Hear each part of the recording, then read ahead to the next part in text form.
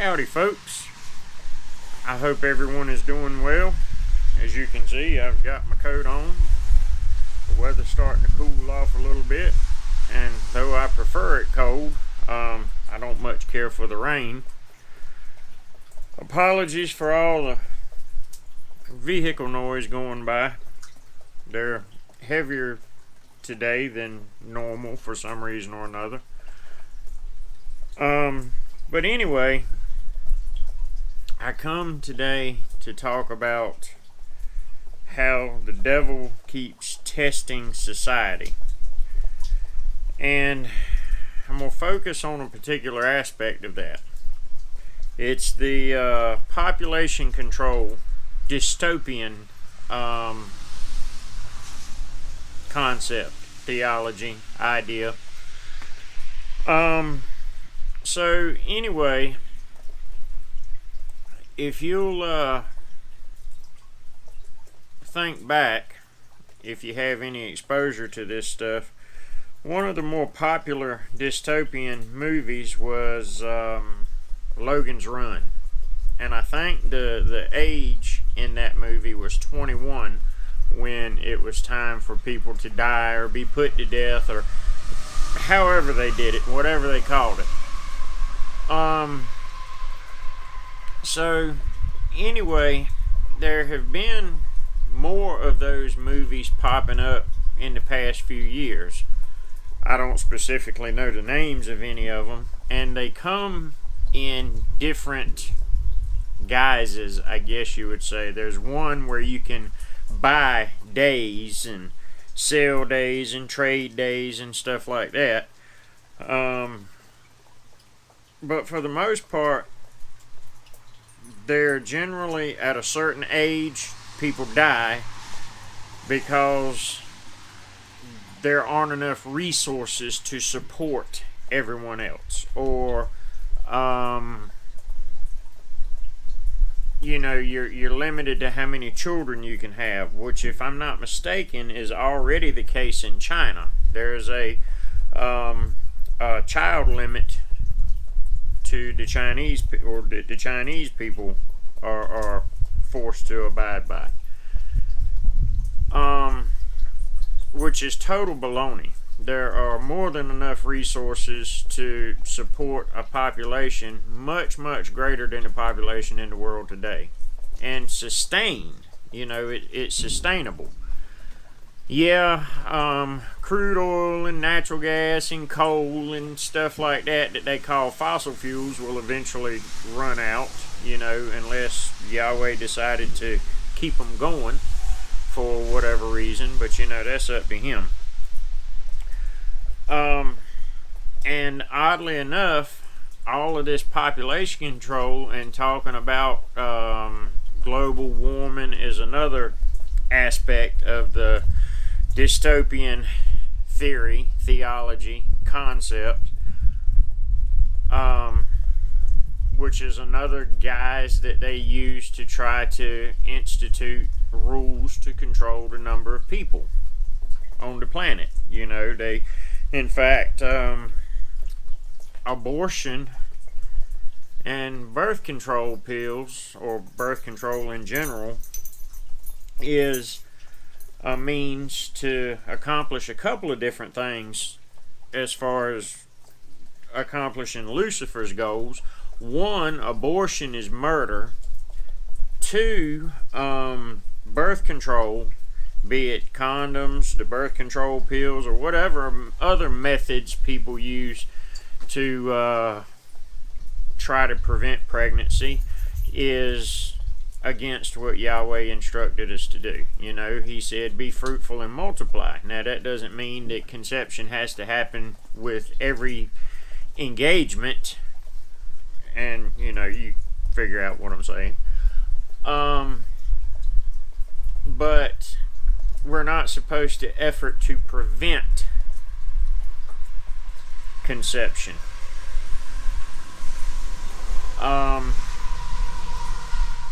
And in my youth I did, because that's actually another aspect of it, because you're not supposed to engage in that activity with someone that is not your wife, period, or husband, for you ladies out there. Apologies, I tend to look at things from the male perspective, considering that I'm a male. So, by preventing birth in people's minds, that allows them to engage with people who aren't their with people who aren't their spouse, and don't have to worry about becoming a parent. So, and then, the abortion thing, that's clear cut. Abortion is murder, period. Doesn't get any more clear cut than that, which is also another effort by Lucifer to control the number of people on the planet. But there's another book written by George Orwell, 1984, that there are a lot of people who think that that is a prophetic book. Personally, I don't think it's a prophetic book. I do think that it's inspired by Lucifer to put forth what his goals are. And he does this to test where society is. How comfortable is society with the idea of controlling the number of people on the planet? Because there's also the Georgia Guidestones, which is basically an instruction manual for people on how to control the population. Control the numbers and control, as in rule over them. So, the government, I don't think, is complicit in this specifically. Now, I do believe there are individuals in the government that are striving for the dystopian concept in this country, if not worldwide. And some of the mechanisms that they use to do that, and this is going to get me labeled, which is fine because truth is truth. Vaccines. Now, when vaccines first came out, they were probably a good thing. I don't know, because I don't know where to find any of the actual original, or at least copies of the original vaccine research and stuff like that. I know where the idea came from. The idea actually came from cowhands that never caught smallpox. And the reason they didn't catch smallpox is because, being cowhands, they were exposed to cowpox. Okay, and when they caught the cowpox, it somehow or another caused a reaction in their body, which created or developed the immunity in them to where they were able to resist, fight off, or whatever, the smallpox virus. So I think the idea is good, but they put so much unnecessary stuff in them nowadays. For example, and I know there are a lot of people that bite hook, line, and sinker, or swallow on the excuses or reasons or explanations that the CDC and doctors give. But take thimerosal, for example, which is a preservative, I think is what it is. Or either they use it to force a certain type of reaction in the virus. But I think it's pronounced thimerosal. It could be thimerosal. Anyway, it's a mercury compound. And mercury, once it enters the body cannot expel it. And I realized that in a single dose of vaccine, the amount is infinitesimal.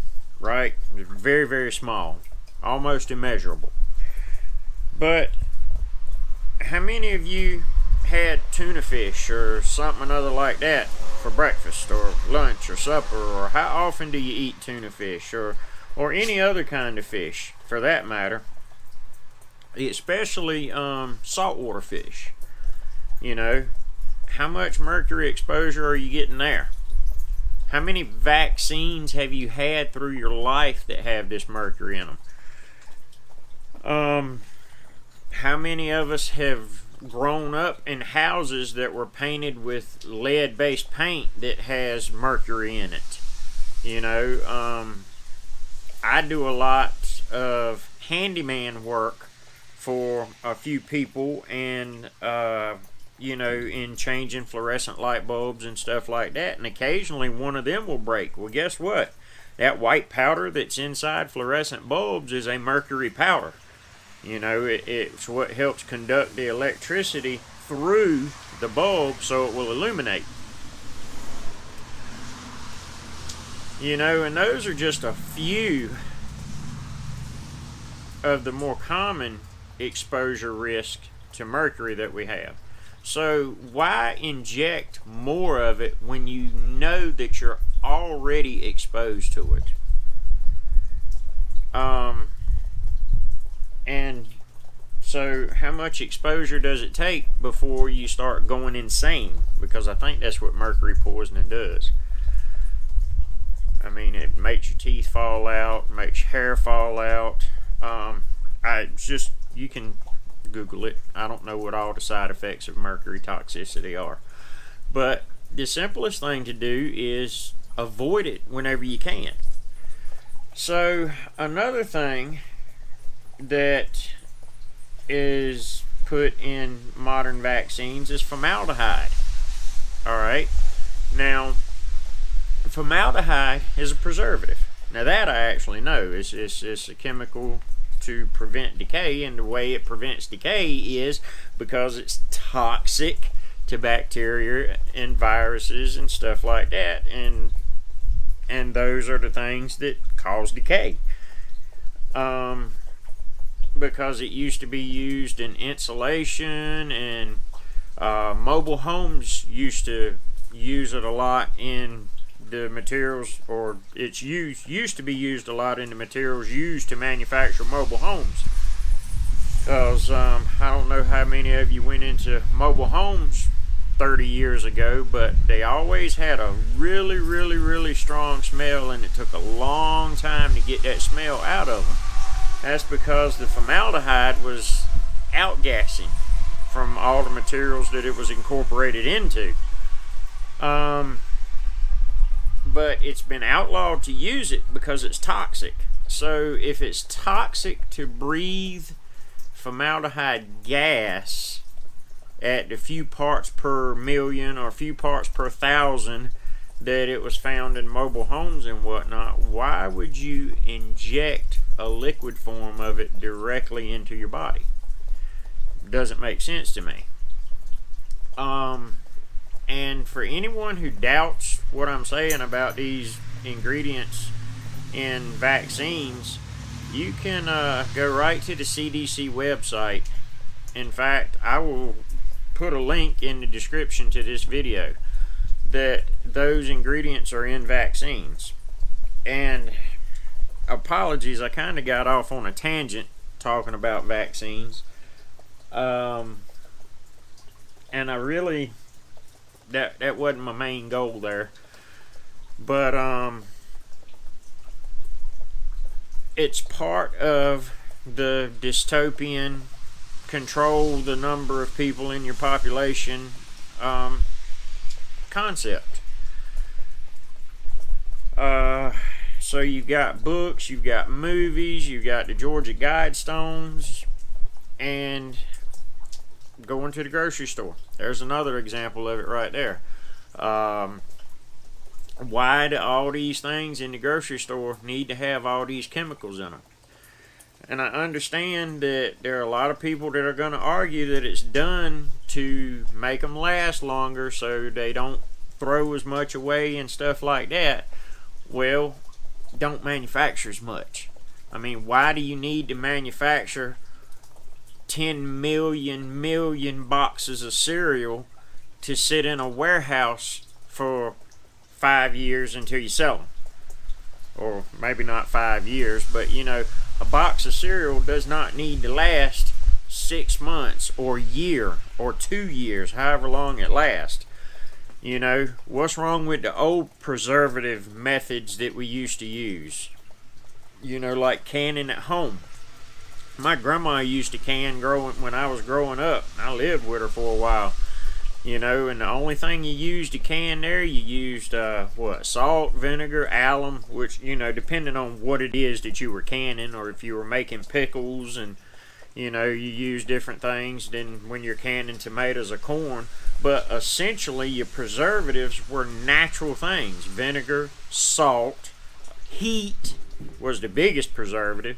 You know, you fill the jar up as full as you can fill it reasonably. You know, you have to leave a little air gap at the top of it. You put it in the pot to boil. The contents of the jar expand.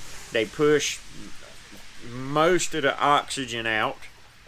The temperature kills any bacteria and yeast and stuff like that may have inadvertently gotten into it while it was being prepared before it was canned. And then you take it out of the heat, the top pops, your jar is sealed shut, nothing can get in or out.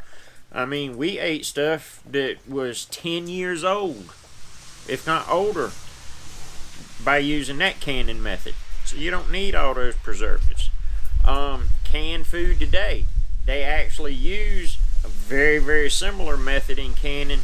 Canned actual like tin cans, or they're steel now, they're not made out of tin anymore, and they've got plastic coatings and whatnot sprayed into them, but the contents are hot when they can them, and they use that rolled seam to seal them up so nothing can get in or out.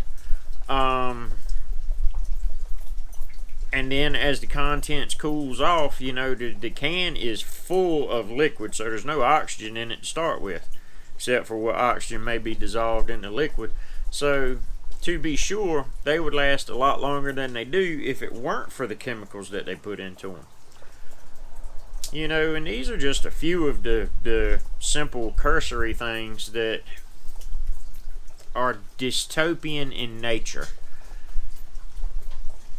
You know,